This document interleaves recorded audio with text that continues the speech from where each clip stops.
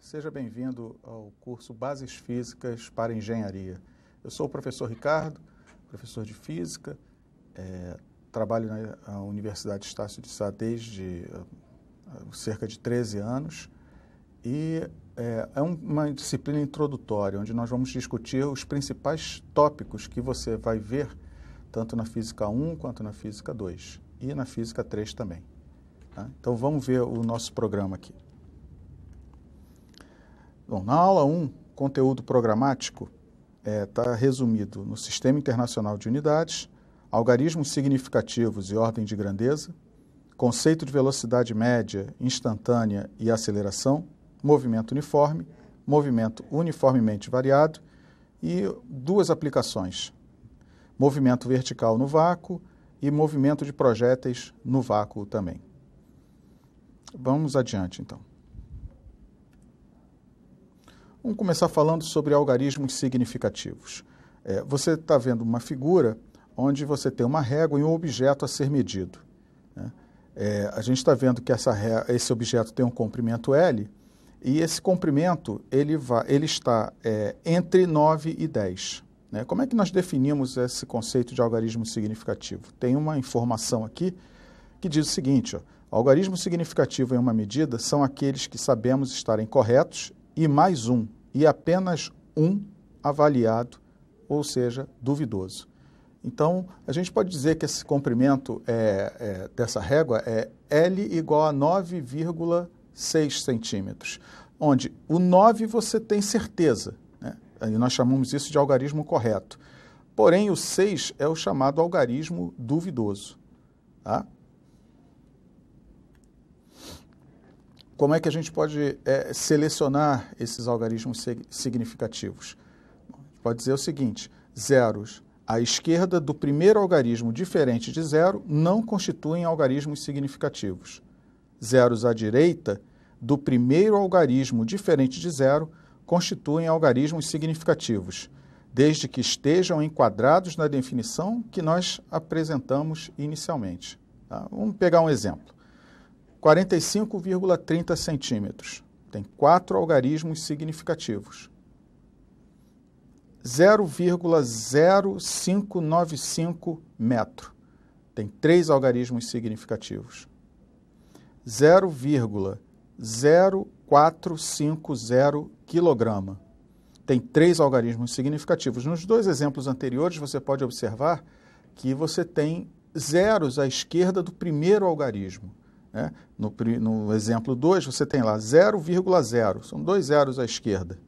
Por isso que ele só tem 3 algarismos significativos, o 5, o 9 e o 5. No último exemplo, você tem lá também 2 zeros à esquerda. E aí você tem 4, 5, 0. 3 algarismos significativos. Como é que você pode fazer operações com esses algarismos significativos? Vamos pensar primeiro na adição e na subtração. O resultado deve apresentar um número de casas decimais igual ao da parcela com menos casas decimais. Então, vamos pegar um exemplo. Você tem lá, você vai somar duas quantidades, 2,4 quilogramas e 3,28 quilogramas. Vamos lá, vamos fazer essa adição. 2,4, está aqui, mais 3,28. Você observa que o 2,4 só tem uma casa decimal, enquanto que o 3,28 apresenta 2 casas decimais. Quando você fizer esse somatório, quando você fizer essa soma, o resultado vai dar 5,68. E aí, como é que você vai expressar esse resultado com números de algarismos significativos corretos? Bom, a regra é: o resultado deve apresentar um número de casas decimais igual ao da parcela com menos casas decimais. Bom, qual é o número de casas decimais que você tem aí menor? Menor número de casas decimais, uma casa decimal.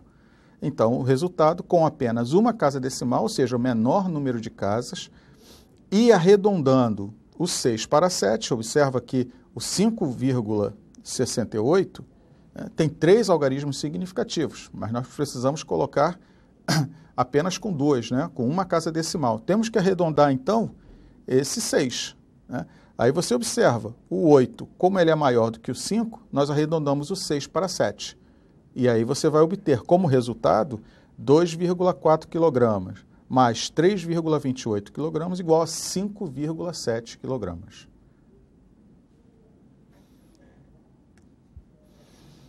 E quando você trata da multiplicação e da divisão? Bom, o resultado deve apresentar um número de algarismos significativos igual ao fator que possui o menor número de algarismos significativos. Então você vai fazer uma operação, um produto, 3,456 vezes 34,5234. Observa que 3,456 apresenta 4 algarismos significativos. E 34,5234 apresentam 6 algarismos significativos. Como você tem que expressar, né? O resultado é esse que você está vendo, 109,3128,704. Mas você precisa expressar, né, o seu resultado, o menor, né, a partir do menor número de algarismos significativos que você tem no produto entre os dois números que nós tínhamos antes. Então, na verdade, você vai ter que expressar com 4 algarismos significativos a sua medida. Então, nós arredondamos para 109,3 metros quadrados. Tá? Digamos que a unidade, vamos supor que fosse metro. Tá? Como é que a gente pode trabalhar o conceito de notação científica? Bom, no que consiste a notação científica? Consiste em exprimir ou expressar um número da seguinte forma: n vezes 10 elevado a n, em que esse n minúsculo, nzinho, é um expoente inteiro e o n maiúsculo é um valor que está entre 1 e 10, né? Maior ou igual a 1 e menor do que 10. Então, um exemplo. 3456,45, 3.456,45. Como é que nós podemos expressar esse número em notação científica? Bom, você só pode expressar colocando o seguinte: o número n tem que estar entre 1, né, e 10. Então, nós vamos levar essa vírgula, né, deslocar essa vírgula até o nosso 3, ó, andando 3 casas para a esquerda. Então, você vai ficar com 3,45645 vezes 10 a terceira. Tá? Você andou com a vírgula 3 casas para a esquerda. O exemplo seguinte, 0,0024738. Bom, nós temos também que pegar o valor de n, né, nós colocamos aqui, tem que ser um valor entre 1 e 10. Então, pegamos a nossa vírgula para escrever esse número em notação científica e paramos aqui no 2. Tá? Para chegar ao 2, nós tivemos que andar o quê? Quantas casas? 1, 2, 3. Né? 3 casas. Então, nós vamos escrever 2,4738 vezes 10 a menos 3.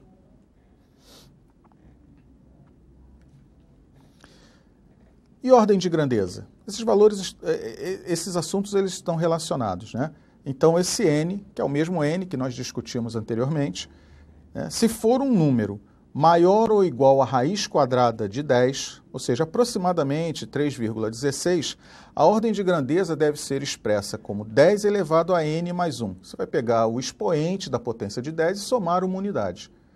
Se o valor de n for menor do que raiz quadrada de 10, ou seja, que é um valor aproximadamente 3,16, a ordem de grandeza vai ser expressa como 10 elevado a n. Um exemplo, o raio da Terra, 6,37 vezes 10 a sexta metros. Tá? Observa que 6,37 ele é maior, né, do que 3,16. Se ele é maior do que 3,16, como é que nós vamos expressar essa ordem de grandeza? A ordem de grandeza vai ser o 10 a sexta, que estava aqui, ó, 10 a sexta, e nós vamos somar uma unidade ao nosso expoente. Então, 6 mais 1, 7. Então, a ordem de grandeza do raio da Terra é de 10 elevado à sétima potência metros. Outro exemplo, a distância Terra-Sol. 1,5 vezes 10 elevado a 11 metros. Bom, 1,5 é menor do que 3,16. Caímos nesse caso aqui, ó, menor. Né? Então, a ordem de grandeza é 10 elevado a n, ou seja, você não vai mexer no expoente da potência de 10. Então, se era 10 elevado a 11, permanece 10 elevado a 11. Bom, quais são as bases da cinemática escalar? O que é a cinemática? Cinemática é a parte da física que estuda o movimento dos corpos sem se preocupar com as forças que vão dar origem a esse movimento, sem se preocupar com as causas, né, que originaram esse movimento. Tá? Referencial. Referencial é o ponto de referência para o qual uma partícula está em movimento ou em repouso. Você tem situações distintas, às vezes, dependendo do referencial, o mesmo movimento, dependendo do observador, ele pode estar acontecendo de uma forma diferente. Né? Exemplos clássicos, com você dentro do ônibus, né? Em relação que está em movimento, por exemplo. Então, assim, dentro, observando, a partir da observação de um outro passageiro, né, você está em repouso. Agora, como o ônibus está se deslocando, uma pessoa, se esse ônibus passar, por exemplo, pelo ponto, né, uma pessoa que está ali parada na calçada vai observar você passando, então, para ela, você está em movimento. Então, estar em repouso ou estar em movimento, isso depende de um referencial. O que é a trajetória? A trajetória é o caminho que é percorrido ou as posições ocupadas pela partícula no decorrer do tempo, ao longo do tempo. O que a gente define como deslocamento? O que pode ser definido como sendo deslocamento escalar? É a diferença entre a posição final do objeto no instante final, no instante t2, e a posição inicial do objeto, posição 1, S1, no instante t1. O que é o deslocamento? O deslocamento a gente representa como sendo ΔS. E o que é esse ΔS? Esse ΔS é a diferença entre a posição final do objeto e a sua posição inicial, ou seja, S2 menos S1. Tá? Qual é a unidade no sistema internacional? É o metro. Tá? Tem uma figura que a gente pode observar aqui. Ó. Você tem um móvel que estava na posição 0, né? Na origem, aqui, e ele percorreu uma distância S1 até o ponto P1. Uma outra situação, o móvel percorreu, né, saiu da origem e foi até o ponto P2, tá, percorrendo uma distância S2. O que seria o deslocamento? A diferença, né? O deslocamento, ΔS, vai ser a diferença entre S2 e S1.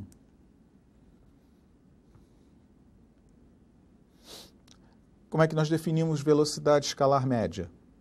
É a variação de espaço ocorrida, em média, por unidade de tempo. Então, o que é a velocidade média? Diferença entre o espaço, ou seja, a variação do espaço. Né? Aqui, ó, S2 menos S1. Só que S2 menos S1, nós já verificamos o que é. Né? O que é? É o deslocamento, ΔS, sobre T2 menos T1, tá? Que corresponde à variação do intervalo de tempo.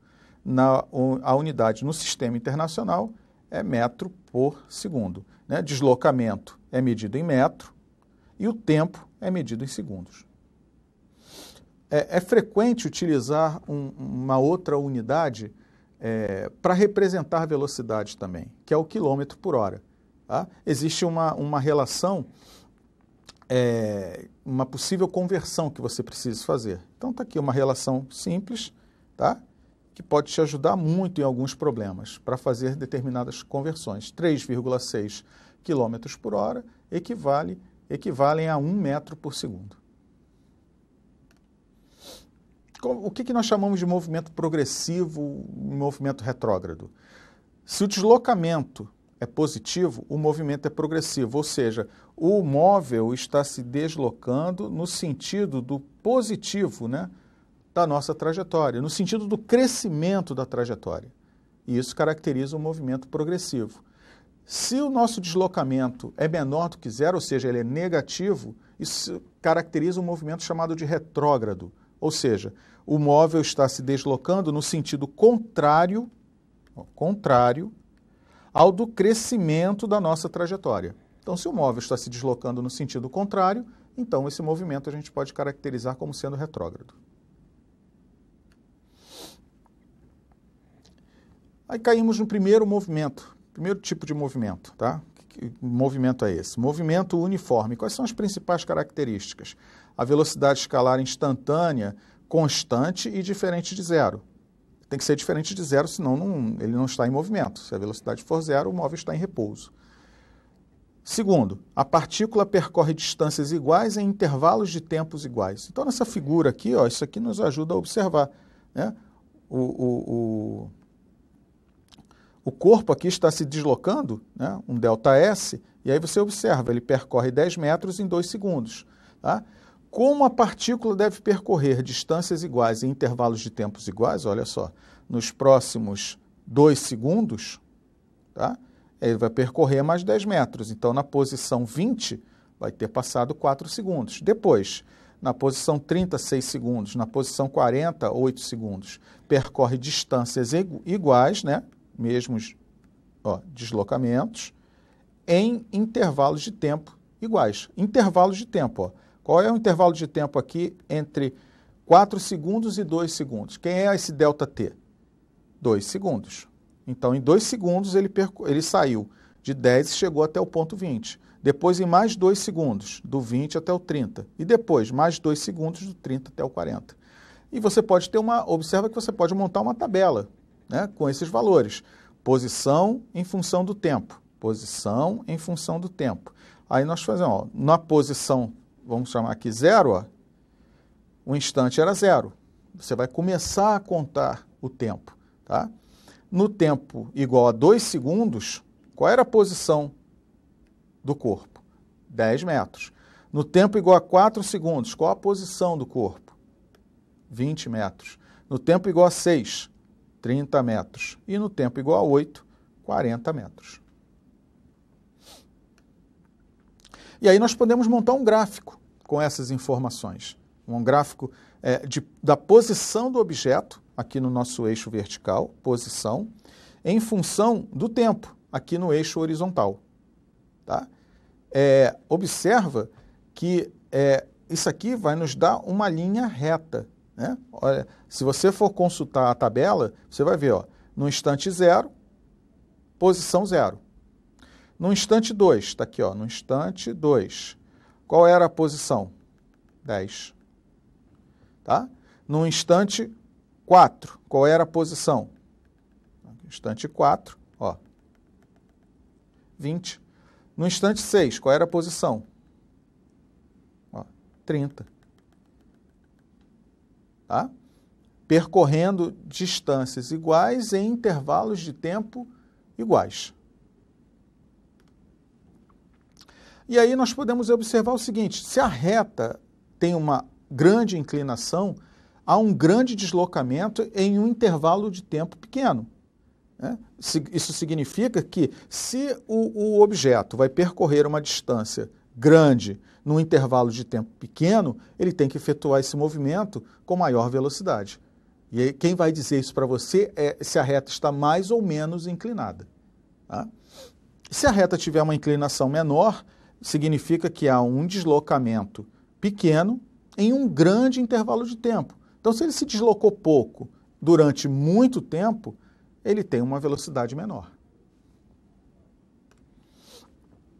O que é a velocidade instantânea? A velocidade instantânea é a velocidade que um corpo possui em um exato instante, naquele instante que você está fazendo a observação. Tá? A velocidade instantânea é uma medida da inclinação da reta tangente. O que é a reta tangente? A reta que toca a curva em um único ponto, em um determinado instante. E a velocidade média, como é que a gente pode observar graficamente? A velocidade média, ela já não é a tangente. Você observa através de uma reta secante, ou seja, que vai cortar a curva em 2 pontos. Tá? Então, você pode observar no gráfico A, né, A reta R1, que é secante, tem uma inclinação positiva, ela tem uma inclinação para a direita, tá? O que caracteriza que a velocidade média é positiva. Tá? Inclinação positiva, velocidade média positiva. A reta 2, tá? Aqui no nosso gráfico B, ela é paralela em relação ao eixo dos tempos. Então, ela tem inclinação zero, né? Que é a inclinação que vai dizer para você, né, se a velocidade é maior ou menor. Como a reta não está inclinada, isso quer dizer para você que a velocidade média é nula. A secante R3, ela tem uma inclinação para a esquerda. Observa aqui, ó. Tem uma inclinação para a esquerda. E isso caracteriza que a velocidade média, então, é negativa.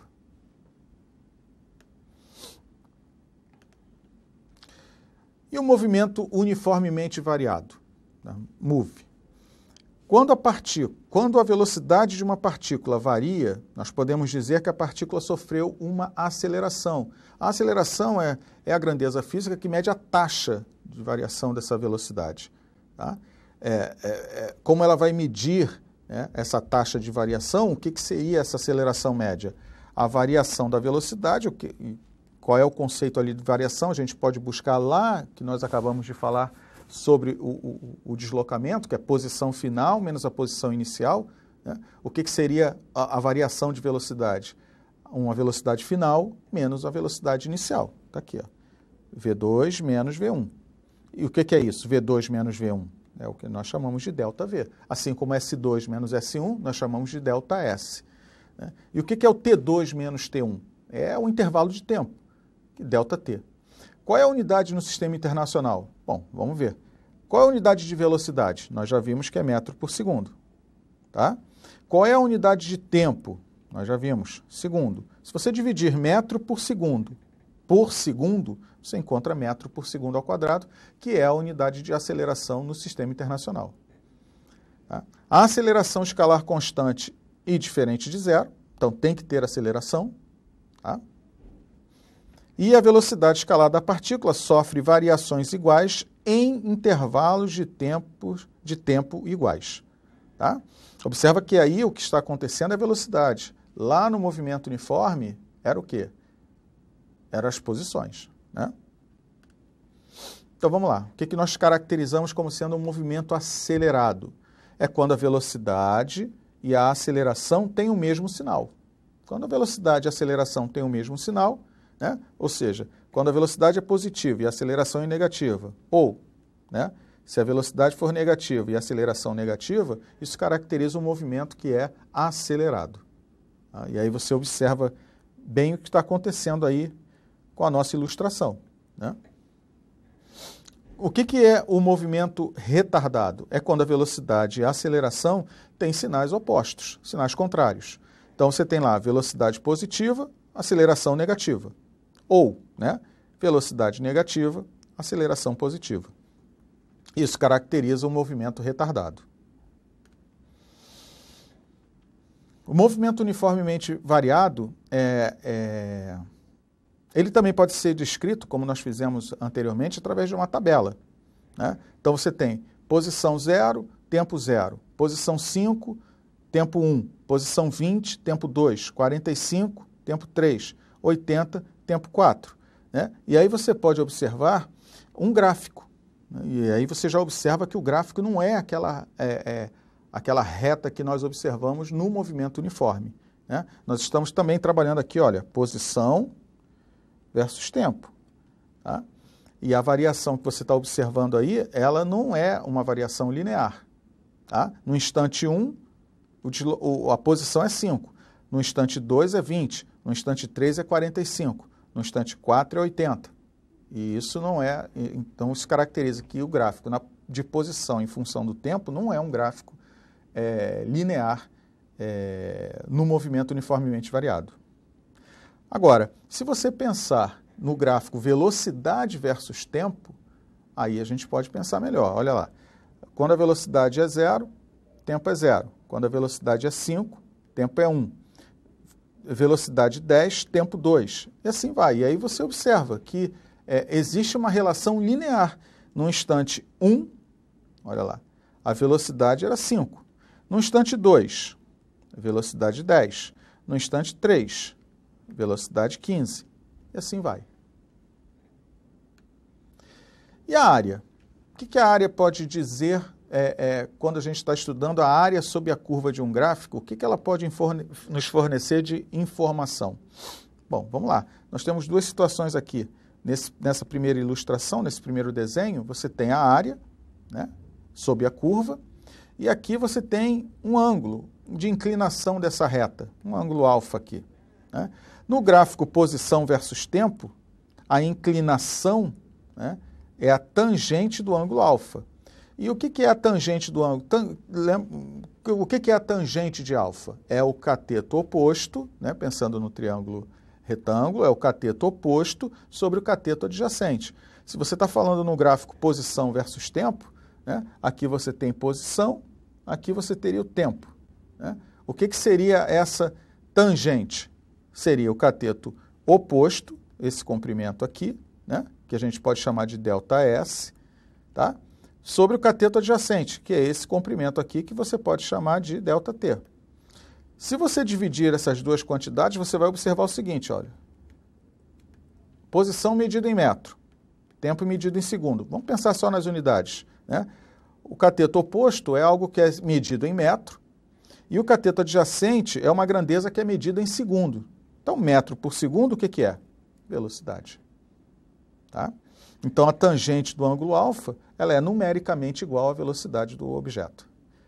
No gráfico velocidade versus tempo, essa nossa inclinação também vai dar, olha lá, cateto oposto sobre cateto adjacente, né? Se você tem um gráfico que é velocidade versus tempo, né, a velocidade aqui,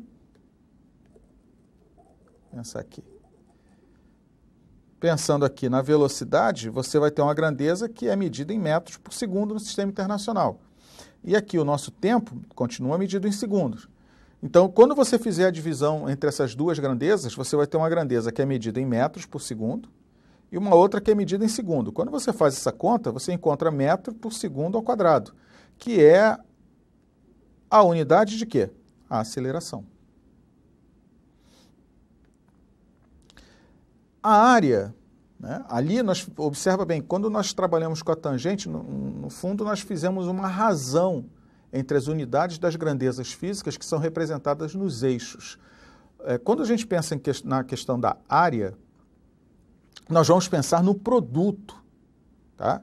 No produto. Então, vamos pegar um gráfico velocidade versus tempo. Ó, velocidade versus tempo. A velocidade é medida em metros por segundo, está aqui. E o tempo? O tempo é medido em segundo. Se você fizer essa conta, metro por segundo, vezes segundo, você vai simplificar aqui o segundo, ó, simplificar aqui o segundo, e ficamos apenas com metro. E metro é a unidade de que grandeza? Aqui, ó, nosso deslocamento. Então, num gráfico velocidade versus tempo, a área ela é numericamente igual ao deslocamento.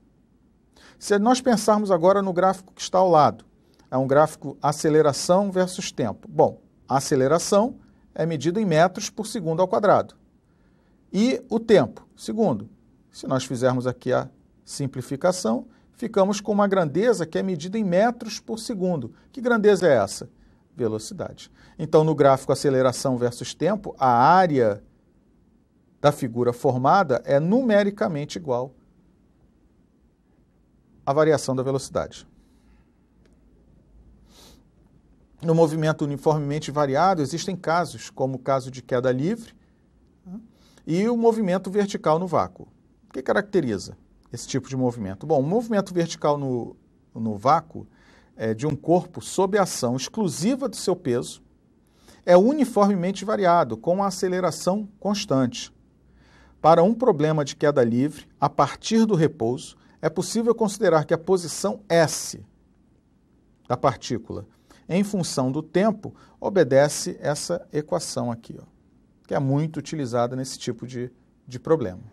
Tá? Você tem o objeto partindo do repouso, tá? Percorrendo uma distância na vertical, que a gente pode chamar de h, tá? E chegando aqui no solo com uma velocidade v.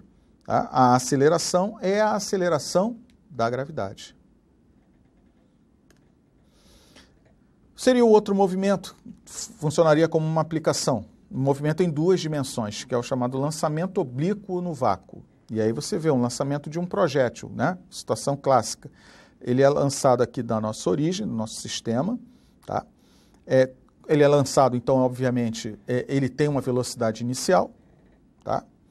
E essa velocidade inicial pode ser decomposta em duas outras componentes. Então, você tem em duas componentes aqui, um Vx e um Vy, tá?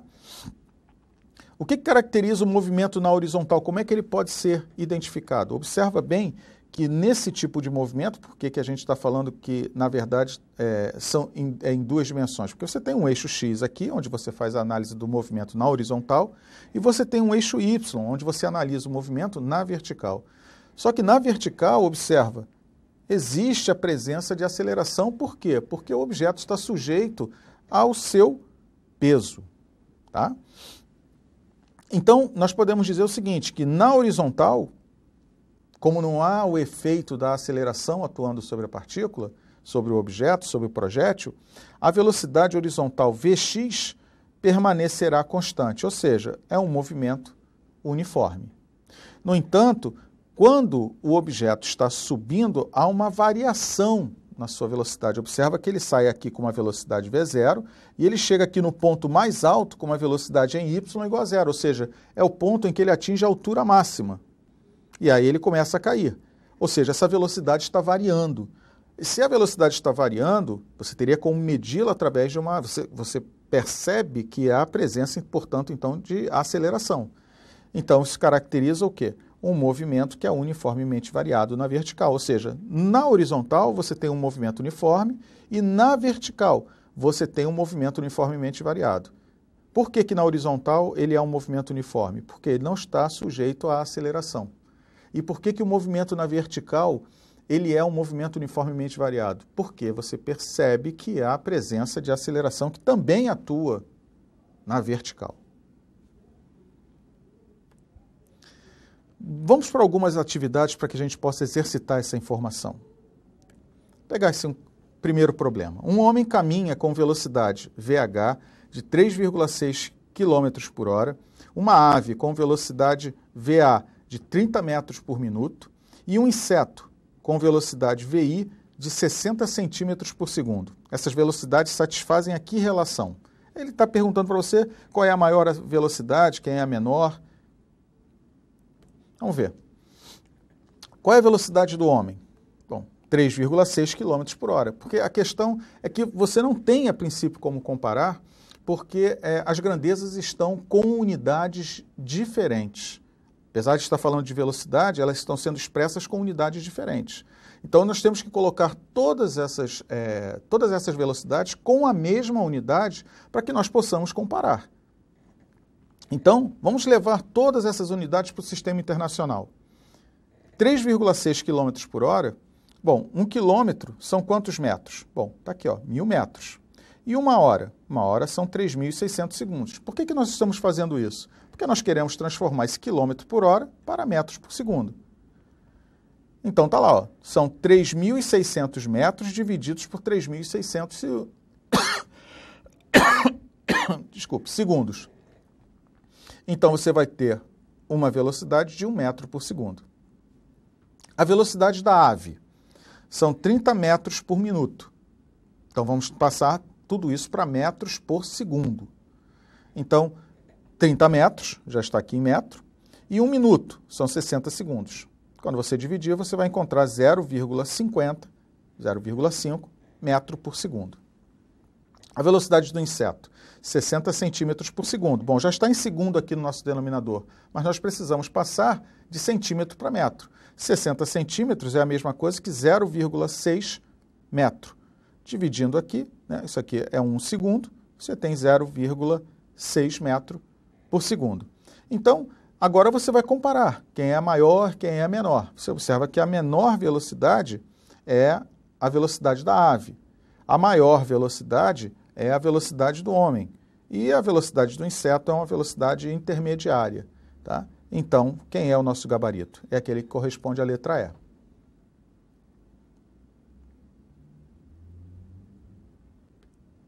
Segundo problema, um móvel parte do quilômetro 50 indo até o quilômetro 60, onde, mudando o sentido do movimento, vai até o quilômetro 32. O deslocamento escalar e a distância efetivamente percorrida são. Ele está querendo que você faça uma comparação entre deslocamento e distância percorrida. Vamos lá. O que é o deslocamento? É a posição final menos a posição inicial, ou seja, o ΔS.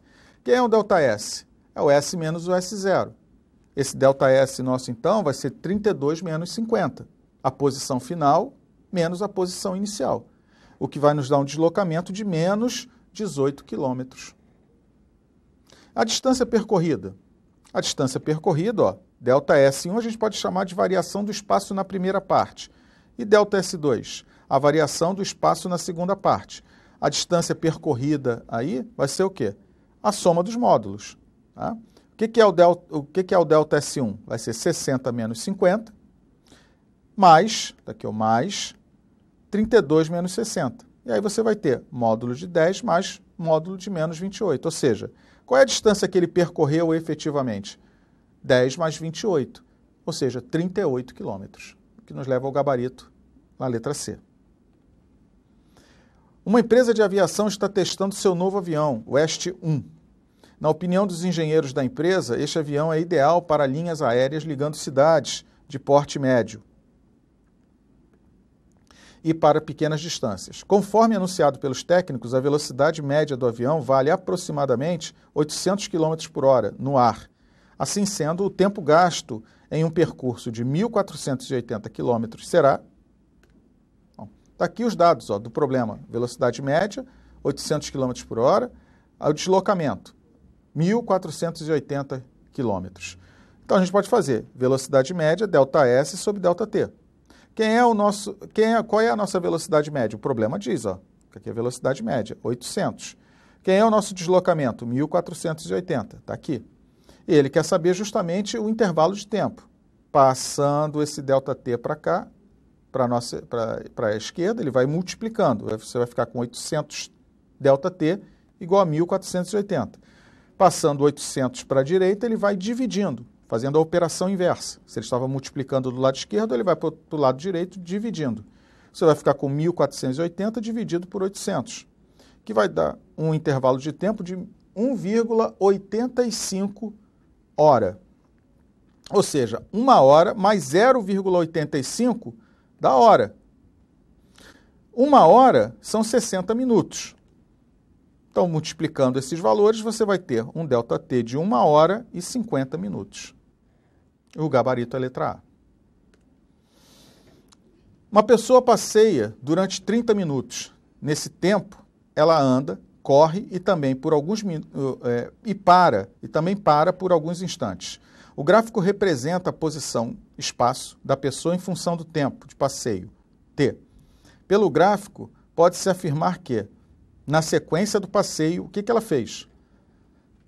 Andou, aí ele divide em trechos, que você pode observar aqui pelo gráfico.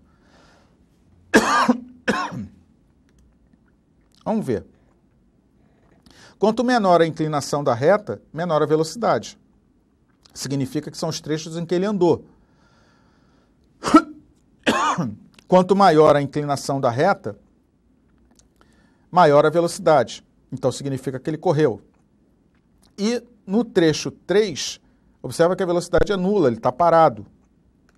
Observa bem, aqui, o ângulo aqui, a inclinação é pequena, na situação 1 e 4. Significa que a velocidade é pequena, ou seja, ele está andando. Observa que no trecho 2, o ângulo é maior, ou seja, esse segmento de reta está mais inclinado. Tá? Se a inclinação é maior, significa que a velocidade dele é maior. Então, ele está correndo. E no trecho 3, observa, né, não há inclinação. Se não há inclinação, significa que nesse intervalo de tempo, a sua posição não mudou. Ora, se o tempo está correndo, se o tempo está passando, e a sua posição não mudou, é porque você está parado. Tá? E isso vai nos remeter a um gabarito correspondente à letra B. Um carro está andando ao longo de uma estrada reta e plana. Sua posição em função do tempo está representada neste gráfico. O gráfico que você está vendo aí no seu slide. Sejam VP, VQ e VR os módulos das velocidades do carro, respectivamente nos pontos P, Q e R indicados nesse gráfico. Com base nas informações, ele quer que você compare as velocidades. Bom, como é que nós vamos fazer? Vamos utilizar aquelas retas que são tangentes. Quanto maior a inclinação, maior a velocidade, né? Quanto mais inclinada a curva em relação à horizontal, maior a velocidade. Então vamos traçar aqui, ó. Traçamos aqui, ó, essa primeira tangente, né? Aqui a segunda tangente no ponto Q e a terceira aqui no ponto R. Observa, a reta, ou essa tangente que está mais inclinada, ela é no ponto P, do que se você comparar, por exemplo, no ponto R. No ponto R ela está menos inclinada, olha lá. Ó. Se você fazer um ângulo aqui, ó, que você percebe, né? Você vê que a inclinação aqui ela é maior. Se você tivesse um ângulo alfa aqui e um ângulo beta, você está vendo que o ângulo alfa aqui é maior do que o ângulo beta. Isso significa, então, que a velocidade de P é maior do que a velocidade de R. E enquanto ao móvel Q? Bom, o móvel Q, a tangente ela está paralela em relação ao eixo horizontal. Significa que a posição do objeto não está mudando com o passar do tempo. Se a posição dele não está mudando com o passar do tempo, que a velocidade é zero. Tá? E isso vai nos levar a um gabarito correspondente à letra C. Com base no texto abaixo, responda a questão que segue. Observa uma pedra que cai de uma certa altura a partir do repouso e que adquire pouco a pouco novos acréscimos de velocidade. Concebemos no espírito que o movimento é uniforme. E do mesmo modo, continuamente acelerado. Quando, de tempos em tempos, iguais quaisquer, adquire aumentos iguais de velocidade. O grau de velocidade adquirido na segunda parte de tempo será o dobro do grau de velocidade adquirido na primeira parte. Né? Uma referência aqui, Galileu. A grandeza física, né, resolvendo já a questão, a grandeza física que é constante e a que varia linearmente com o tempo, ele está perguntando para você aqui, ó, qual é a grandeza física que se mantém constante e a que varia linearmente com o tempo. Bom, o que se mantém constante é a aceleração. Tá? E qual é a que varia linearmente? A velocidade, que nos leva ao gabarito correspondente à letra A. Bom, resumindo a aula, essa primeira aula que você teve, nós vimos o Sistema Internacional de Unidades, algarismos significativos e ordem de grandeza, conceitos de velocidade média instantânea e aceleração, falamos sobre movimento uniforme, movimento uniformemente variado e vimos duas aplicações. E com isso encerramos a aula 1. Até a próxima.